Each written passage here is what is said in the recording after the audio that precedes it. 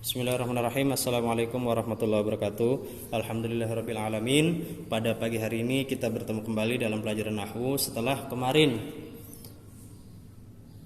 pertemuan pertama kita membahas bagaimana kita mempelajari ilmu nahwu, kemudian manfaat apa saja yang bisa kita dapat dan bagaimana cara kita agar dapat menguasai ilmu nahwu, dan sedikit mengenal secara ringkas biografi dari pengarang yaitu Kiai Sun Haji yang biasa disebut Kiai Sun Haji. Nama lengkapnya beliau adalah Syekh Muhammad bin Muhammad Daud As-Sun Haji. Beliau adalah pengarang kitab Al-Jurumiyah.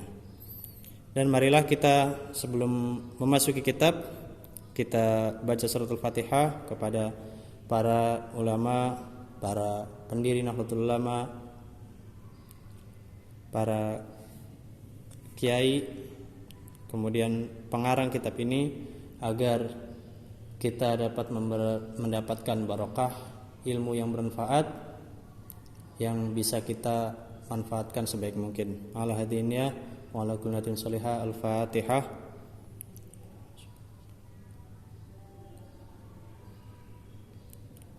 Rabbi firlana wali walidina amin. Silahkan kalian buka kitabnya, kitab Jurumiyah. Yang ini depannya silahkan kalian persiapkan. Bismillahirrahmanirrahim. Alhamdulillahilladzi, sekalian harokatin karena di situ belum ada harokatnya, kalian harokatin. Alhamdulillahilladzi rafa'a ahla ta'atihi bifadlihi wa khafadha ahlal ma'siyati wal ghuflati bi'adlihi. Wassalatu wassalamu ala man nasabahullahu lirisalatil amati wa ala alihi wa sahbihi alladina tabi'uhu hiraban wa salaman ma'a imtila'i qulubihim bil mahabbati tammah. Amma ba'du. Nah, berikut adalah muqaddimah yang disampaikan oleh pengarang, yang kurang lebih inti dari artinya yang di atas itu adalah mengucap rasa syukur pada Allah Subhanahu wa taala atas segala apa yang telah diberikan, di mana Allah itu adalah mengangkat para ahli ta'ah, atau artinya orang-orang yang berbuat taat dengan keutamaannya, kemudian untuk menjaga dari maksiat dan lupa, dan sholawat serta salam haturkan kepada Nabi Muhammad SAW dan para sahabat dan orang-orang yang mengikutinya. Masuk ke pembahasan pertama, yaitu tentang kalam. Al-kalamu, adapun yang dimaksud dengan kalam, al-kalamu adapun kalam, huwal lafdu, yaitu huwa yaitu al-lafdu lafad, al-murakkabu yang tersusun, al-mufidu yang memberikan pemahaman, bil wad'i dengan kesengajaan, artinya dengan sadar, dengan sengaja atau sadar.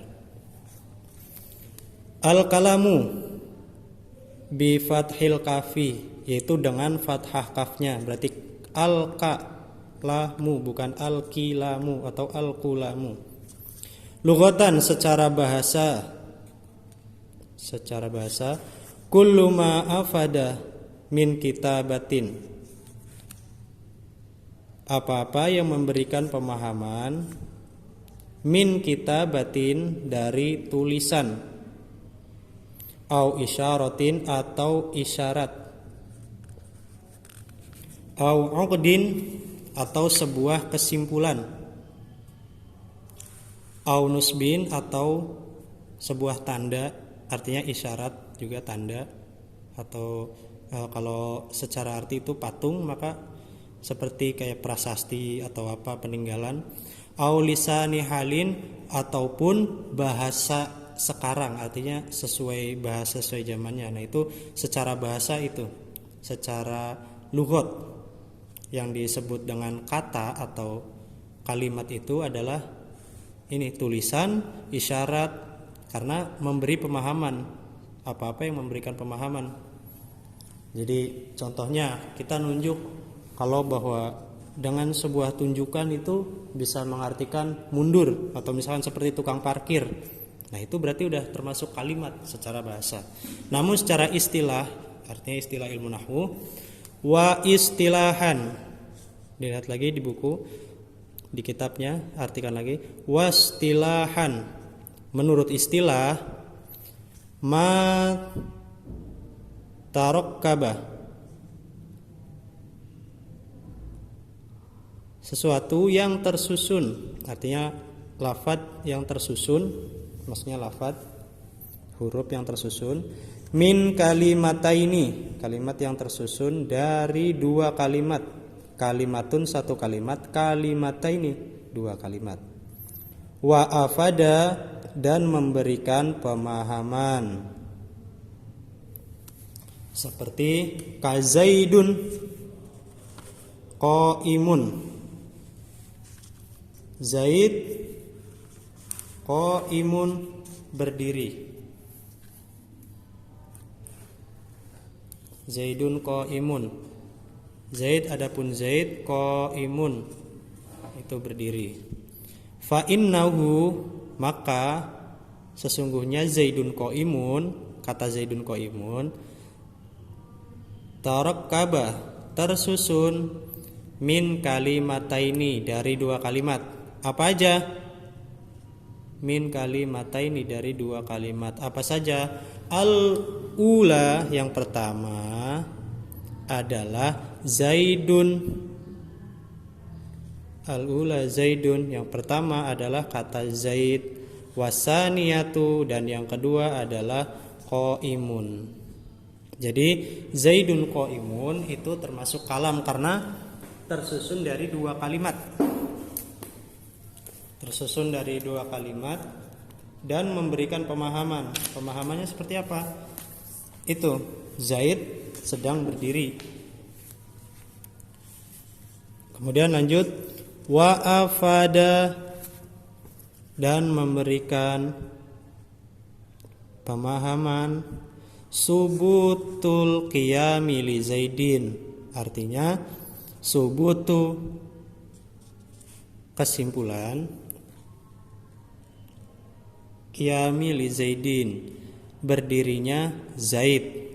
Jadi Zaidun qaimun itu udah menggambarkan Zaid berdiri.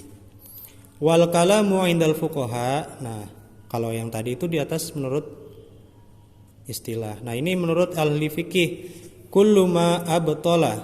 Menurut ahli fikih kullu ma abtala, apa-apa yang dapat membatalkan as-salat. Artinya sebuah perkataan itu yang dapat membatalkan sholat. Nah, jadi menurut ahli fikih itu membatalkan sholat, sebuah perkataan yang membatalkan sholat. Min harfin mufhimin, seperti dari satu huruf yang memberi pemahaman, meskipun satu huruf. Jadi menurut ahli fikih itu kalam itu satu huruf, meskipun satu huruf tapi memberi pemahaman.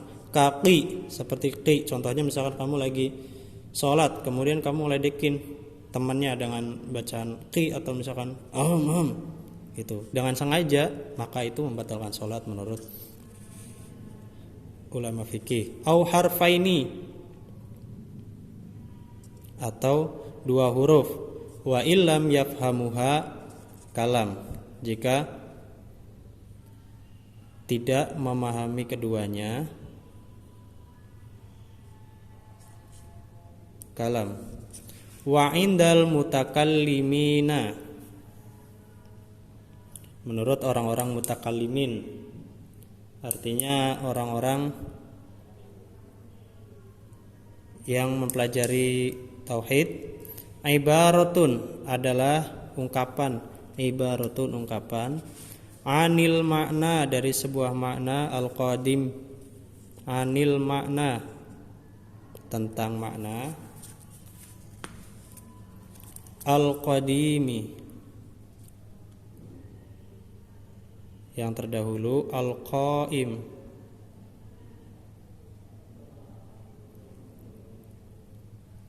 bidzati ta'ala, yang berdiri dengan zatnya Allah Ta'ala. Wa indal usuliyin, dan menurut ulama-ulama usul fikih, huwal lafdu, kalam adalah lafad, huwal lafdu adalah lafad, al-munzili,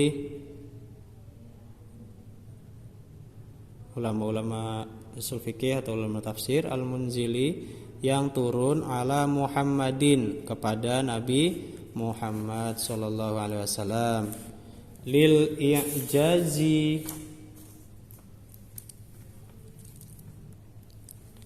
i'jazi, karena sebuah mukjizat, bi aqsari surati minhu, dengan surah-surah al-muta'abbadu bitilawatihi, yang menjadikan ibadah untuk membacanya, bitilawatihi, dengan membacanya. Jadi menjadi ibadah bitilawatihi, dengan membacanya. Jadi kalam itu menurut ulama-ulama usul atau ulama-ulama usul fikih ataupun tafsir itu adalah firman Allah yang turun kepada Nabi Muhammad. Artinya kalamnya Allah. Kalam itu artinya berbicara. Kalam itu kan kalimat. Jadi kalimat itu yang dimaksud di sini ada beberapa. Jadi menurut ulama nahwu, menurut ulama fikih diterangkan sama pengarang seperti itu. Jadi kalam itu maknanya dari pendapat ulama itu berbeda. Nah, dari ilmu nahwu adalah lafad yang tersusun dari 2 kalimat atau lebih. Nah, sedangkan menurut ulama usul atau tafsir itu adalah perkataannya Allah, maksudnya yang kalam. Dan menurut ulama fikih adalah kalam itu yang membatalkan sholat ketika berbicara, yaitu kalam. Jadi apa-apa yang membatalkan sholat itu. Kemudian masuk al-lafdu, lafad. Jadi balik ke yang tadi, al-kalamu adalah kalam, al-lafdu yaitu lafad. Ya, sekarang yang akan kita terangkan adalah lafad. Pertama lafad dulu. Al-lafdu adapun lafad, maknahu artinya, lughatan secara bahasa, at-tarhu war-ramyu,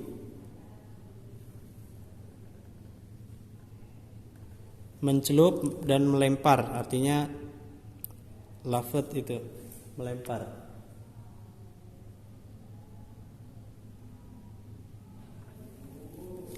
Taqulu lafadat ar-roha ad-daqiqah, lafadat ar-roha ad-daqiqah,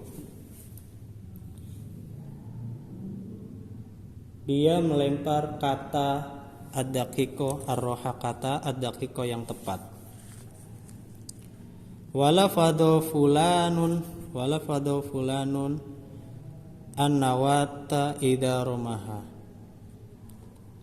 dan melafatkan fulan niat, dan fulan meniatkan sebuah lafaz ketika melemparnya. Itu secara bahasa. Namun secara istilah, wa istilahan, menurut istilah, huwas sautul mustamilu,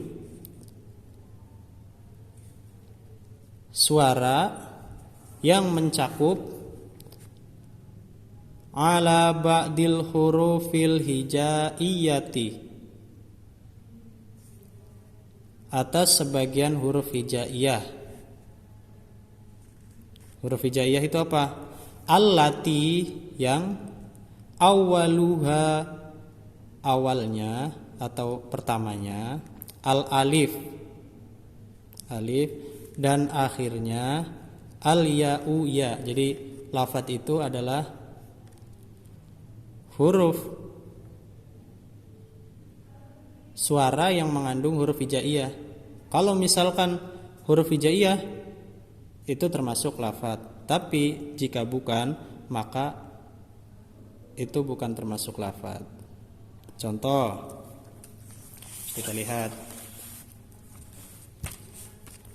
lafadz, misalkan zaidun, zaidun, dan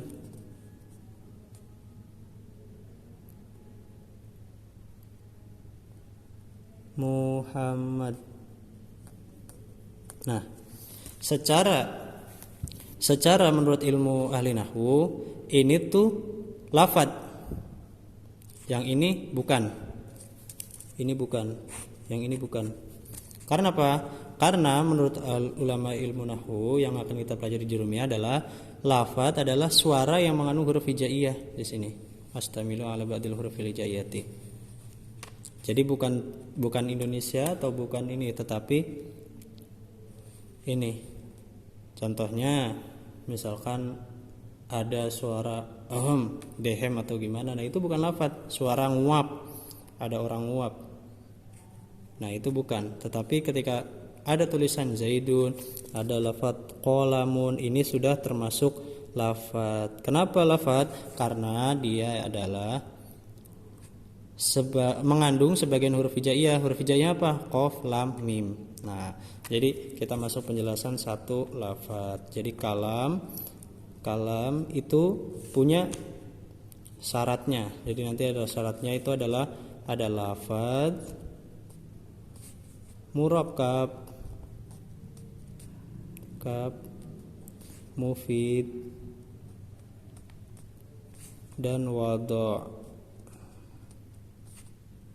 Nah, ini kita sudah jelaskan ini. Nah, kalam ini adalah lafadz yang tersusun. Ini murakkab artinya tersusun.